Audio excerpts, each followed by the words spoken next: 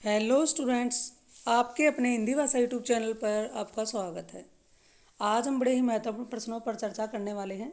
जो हमारी हिंदी साहित्य है उससे संबंधित ये प्रश्न रहेंगे और ये यूजीसी नेट जेआरएफ जितने भी इससे संबंधित रिलेटेड ऐसे ही एग्जाम होते हैं उनमें ये क्वेश्चन आते हैं।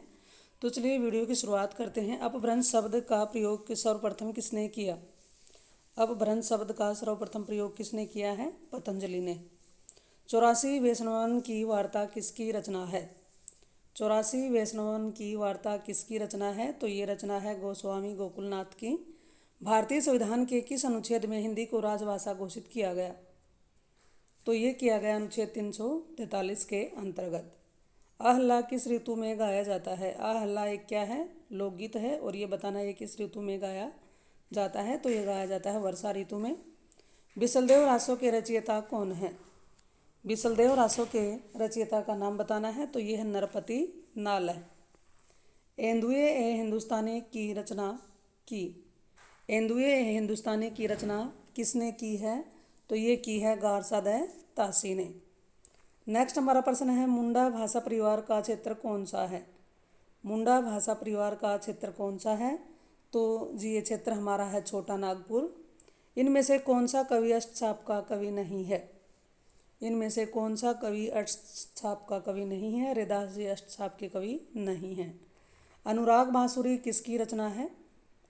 अनुराग बांसुरी के रचयिता का नाम क्या है? तो उनके रचयिता है नूर मोहम्मद। नैन नचाए कहीं मुस्काए लला फिर आयो खेलन होरी, ये काव्य पंक्ति किस कवि की है? तो ये काव्य पंक्ति है पद्माकर जी की। नेक्स्ट प्रश्न की ओर बढ़ते हैं। सखी वे मुझसे कह कर जाते किस कवि की काव्य की पंक्तियां हैं? तो ये पंक्तियां हमारी हैं मैथिली शरण गुप्त की। शिव शंभू के चिट्ठे के लेखक कौन हैं? शिव शंभू के चिट्ठे के लेखक कौन हैं? बाल मुकुंद गुप्त। नेक्स्ट प्रश्न है देश विभाजन को लेकर लिखा गया उपन्यास का क्या नाम है? देश विभाजन को लेकर के लिखा गया उपन्यास का नाम क्या है? झूठा सच। धातुसेन प्रसाद के किस नाटक का पात्र है? धातुसेन जयशंकर प्रसाद के किस नाटक का एक पात्र है? तो यह है स्कंदगुप्त। निम्नलिखित रचनाओं में से कौन सा यात्रा वृत्त है? कौन सा इसमें से यात्रा वृत्त है? तो ये रहेगा हमारा चीड़ों पर चांदनी। नया ज्ञानोदय पत्रिका के संपादक कौन है? नया ज्ञानोदय पत्रिका के संपादक का क्या नाम है? तो इसके संपादक हैं रविंद्र कालिया। दक्षिण भारत हिंदी प्रचार सभा का मुख्यालय कहाँ पर है? दक्षिण भारत हिंदी प्रचार सभा का मुख्यालय कहाँ पर है? तो ये है चेन्नई। व्यंजना शक्ति का कार्य क्या क्या है? जैसे कि हमारी शब्द शक्ति 3 प्रकार की होती हैं, विधा, लक्षणा और व्यंजना। तो व्यंजना शक्ति का कार्य बताना है कि क्या होता है। तो ये कार्य इसका है मुख्यार्थ में छिपे अकथित अर्थ को व्यक्त करना। विखंडनवाद के प्रवर्तक कौन हैं? विखंडनवाद के प्रवर्तक का क्या नाम है? तो विखंडनवाद के प्रवर्तक हैं देरिंदा। काव्य में निर्वैयक्तिकता के सिद्धांत की स्थापना किसने की? तो ये स्थापना की है टी.एस. इलियट ने। अब हमारा सेकंड पार्ट शुरू होने जा रहा है। सेकंड पार्ट का पहला प्रश्न देखिए। इसमें ये प्रश्न है खड़ी बोली का प्रयोग सबसे पहले किस पुस्तक में हुआ? खड़ी बोली का प्रयोग सबसे पहले किस पुस्तक में हुआ है? तो इसका हमारा आंसर रहेगा प्रेम सागर में। नेक्स्ट प्रश्न है भारतीय भाषाओं को भारतीय संविधान की किस अनुसूची में शामिल किया गया है? तो ये हमारी अनुसूची रहेगी अष्टम अनुसूची। पुष्टि मार्ग का आधार ग्रंथ कौन सा है? पुष्टि मार्ग का आधार ग्रंथ है श्रीमद् भगवद गीता। हिंदी साहित्य के आदिकाल का अभिनव जयदेव किसे कहा गया है? बहुत ही महत्वपूर्ण प्रश्न है। हिंदी साहित्य के आदिकाल का अभिनव जयदेव किसको कहा गया है? तो ये कहा गया है विद्यापति को। चक्कर का चक्का हो जाना किस ध्वनि प्रवृत्ति का उदाहरण है? चक्कर का चक्का हो जाना किस ध्वनि प्रवृत्ति का एक उदाहरण है? तो ये है समीकरण। ग्रीम नियम किस भाषा की ध्वनियों से संबंधित है? तो ग्रीम नियम हमारी जो जर्मन भाषा है उनसे संबंधित है। कृष्ण गीतावली किसकी रचना है? कृष्ण गीतावली के रचयिता का नाम क्या है? तुलसीदास। आवत जात पनैया टूटी बिसरी गयो हरि नाम, यह पंक्ति किस कवि की है? तो यह पंक्ति हमारी है कुम्मन दास जी की।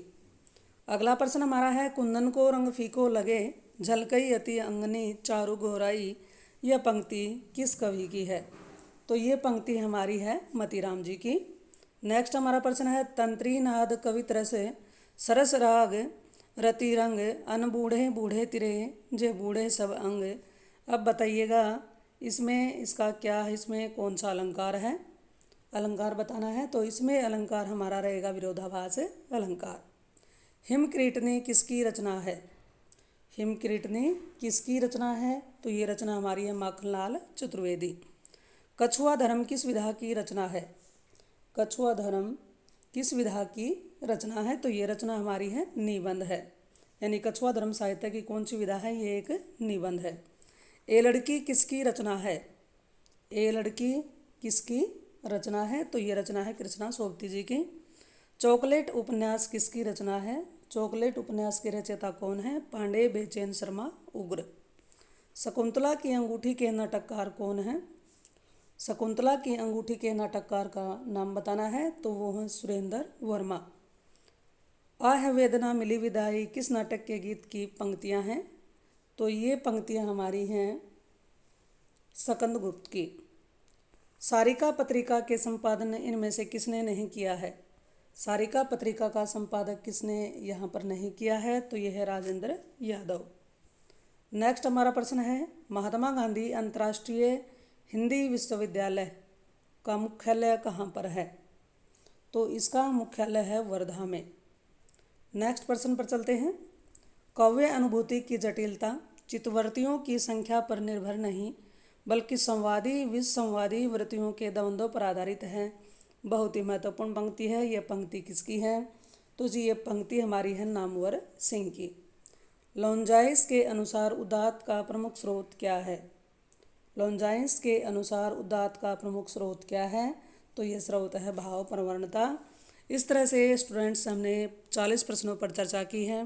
तो ये ज़रूर बताइएगा ये जानकारी आपको कैसी लगी।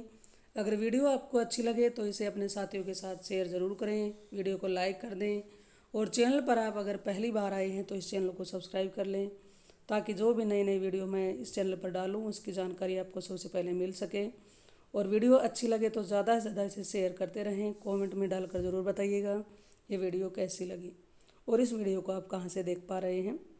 तो इस चैनल पर आने के लिए आपका बहुत बहुत धन्यवाद।